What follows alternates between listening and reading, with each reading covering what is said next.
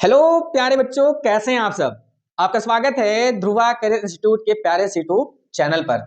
जी हाँ बच्चों, हम आशा करते हैं कि आप स्वस्थ होंगे, मस्त होंगे और अपनी तैयारी में व्यस्त होंगे। जी हाँ, मैं आपका ध्रुव सर आपके लिए एक बेहतरीन लेक्चर लेकर के उपस्थित हो गया हूँ। प्यारे बच्चों, हिंदी माध्यम से मैंने एक वन शॉट क्लासेस आपको कराया था, जो कि आपने देख ही लिया होगा, जिसमें मैंने प्रकाश का परावर्तन, प्रकाश का अपवर्तन और लेंस जैसे चैप्टर से बहुत सारी इंपॉर्टेंट टॉपिक्स मैंने वहां पर समराइज की थी आपको। उन्हीं के बेस पर आज का ये जो लेक्चर होने वाला है, उसमें मैंने उन्हीं टॉपिक्स के बेस पे कुछ क्वेश्चन चूज किए हैं, जिनका फॉर्मेट बहुविकल्पीय होने वाला है। और आप जैसा कि जानते हैं, सभी क्लास 10th के विद्यार्थी हैं, तो क्लास 10th में जो एमसीक्यू के प्रश्न होते हैं, बहुविकल्पीय प्रश्न होते हैं, वो 20 नंबर के आते हैं, जो कि अच्छा खासा वेटेज रखता है एमसीक्यू आपके पेपर में।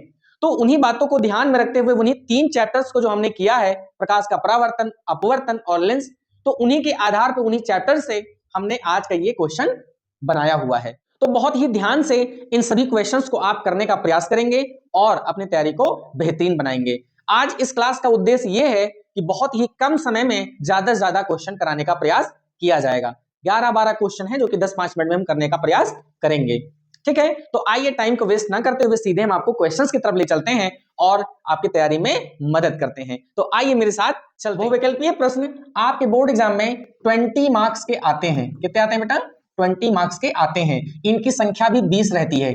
20 क्वेश्चंस आएंगे और 20 मार्क्स ये रहते हैं बेटा। समझ पाए अच्छे से? कोई दिक्कत की बात? तो ये भी बहुत ही एक बड़ा वेटेज है कि अगर आपने एमसीक्यू ढंग से नहीं किया तो आपके अच्छे भले मार्क्स एग्जाम में बेटा कट जाते हैं। तो उन्हीं बातों को ध्यान में रखते हुए आपको इन प्रश्नों को भी बहुत ही ध्यान से पढ़ना है, ताकि कोई भी प्रश्न आपसे छूटने ना पाए। तो आइए, पहला प्रश्न क्या कहता है कि निम्न में से कौन सा कथन सही नहीं है, जो कि 2018 में बेटा आया हुआ है। ठीक, निम्न में से कौन सा कथन सही नहीं है? जैसे प्रकाश विद्युत चुंबकीय तरंग है, प्रकाश सीधी रेखा में गति करता है, प्रकाश अनुप्रस्थ तरंग है, या प्रकाश। तो ये टाइपिंग मिस्टेक है बेटा, इस पे ध्यान ना दीजिएगा, ये अनुदैर्ध्य लिखा आपने पढ़ा होगा प्रकाश के गुण के बारे में। जब प्रकाश के गुण के बारे में पढ़ा होगा तो 4-5 गुण आपने अच्छे से, प्रॉपर्टीज आपने अच्छे से पढ़ी होगी। तो इसको आइए देखते हैं और पढ़ते हैं इनकी प्रॉपर्टी है कि नहीं है। तो पहला क्या है कि प्रकाश एक विद्युत चुंबकीय तरंग है, जो कि सही है। विद्युत चुंबकीय तरंग है। प्रकाश सीधी रेखा में गति करता है, ये भी सही बात कह रहा है। प्रकाश अनुप्रस्थ तरंग है, ये भी बात सही कह रहा है। प्रकाश अनुदैर्ध्य तरंग है, यही बात क्या है बेटा? गलत है। तो हमारा सही आंसर क्या हो जाएगा बेटा?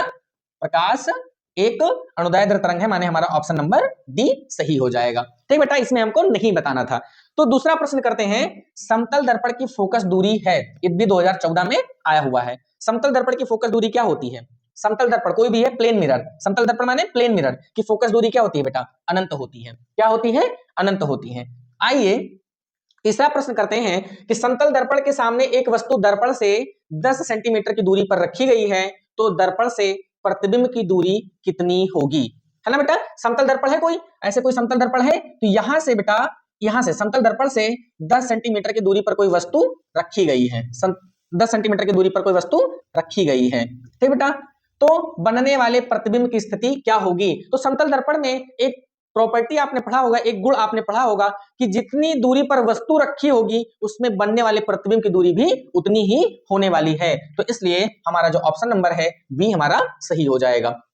आइए अगला प्रश्न, समतल दर्पण द्वारा निर्मित प्रतिबिंब का आवर्धन होता है, जो कि 2018 में आया हुआ है। समतल दर्पण द्वारा निर्मित प्रतिबिंब का आवर्धन होता है। तो सबसे पहले बेटा यहां पर आप ये जानो कि आवर्धन, आवर्धन m बराबर क्या होता है?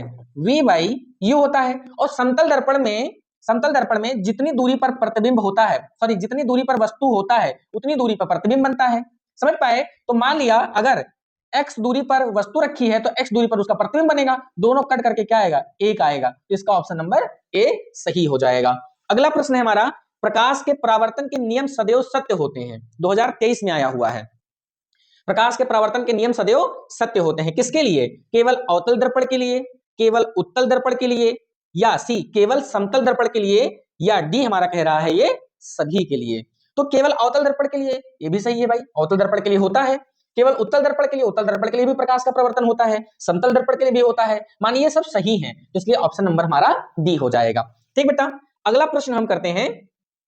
कह रहा है कि दर्पण की फोकस दूरी f तथा वक्रता त्रिज्या r, दर्पण की फोकस दूरी f और वक्रता त्रिज्या r में क्या संबंध है? तो आपने पढ़ा होगा f is equal to r/2 होता है, तो इसके नीचे एक करके क्रॉस मल्टीप्लीकेशन जब करेंगे तो r बन जा r is equal to 2f या 2f, इसका 2 को f से मल्टीप्लाई करेंगे तो 2f is equal to r। तो देखिए ये रिलेशन कहां पे मिल रहा है, इस पे नहीं मिल रहा है, इस पे नहीं मिल रहा है, ये मिल रहा है सी नंबर, तो आपका सी नंबर क्या हो जाएगा बेटा, करेक्ट आंसर हो जाएगा।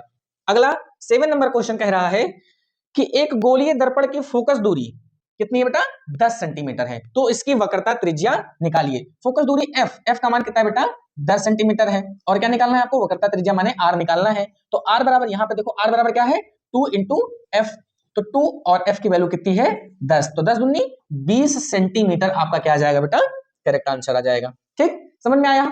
ऐसे ही क्वेश्चंस बेटा आपके एग्जाम में आएंगे जिनको सॉल्व करने पर ही आप जान पाएंगे कि आपका कौन सा ऑप्शन सही होने वाला है, तो इनको जरूर ढंग से कर लीजिएगा बेटा।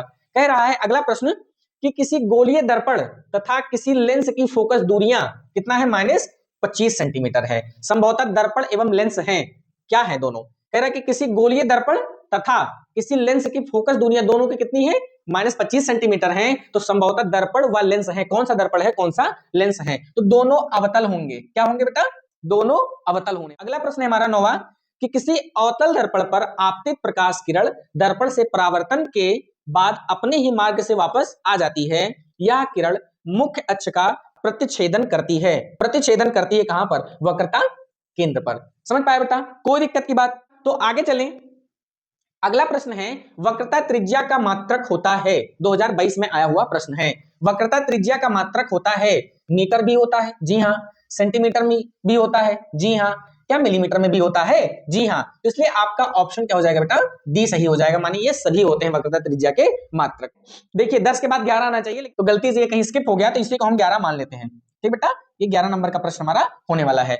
अवतल दर्पण द्वारा किसी वस्तु का सीधा व बड़ा प्रतिबिंब बनाने के लिए उसे रखना होगा कहां पर, सी पर, कि एफ पर, सी माने वक्रता केंद्र पर, एफ माने फोकस पर, सी व एफ के बीच माने वक्रता केंद्र और फोकस के बीच, और डी पी व एफ के बीच। तो इसे कहां रखना चाहिए बेटा, पी व एफ के बीच रखना चाहिए। तो आशा करते हैं कि सभी प्रश्न आपको बहुत ही अच्छे लगे होंगे, और यदि अच्छे लगे बेटा तो एक प्यारा सा कमेंट कर दीजिए ताकि हमारा मनोबल बढ़ सके, जिससे हम आपके लिए ऐसे बहुत बेहतरीन क्वेश्चन ढूंढ करके, इंपॉर्टेंट क्वेश्चन ढूंढ करके लाते रहेंगे, कराते रहेंगे और आपकी तैयारी को बेहतर बनाते रहेंगे। और अगर कोई त्रुटि हो जाती तो उसे भी कमेंट बॉक्स में जरूर बताइएगा, मैं उसे दुरुस्त करूंगा और आगे आने वाली वीडियोस में मैं उन्हें दूर करने का प्रयास करूंगा।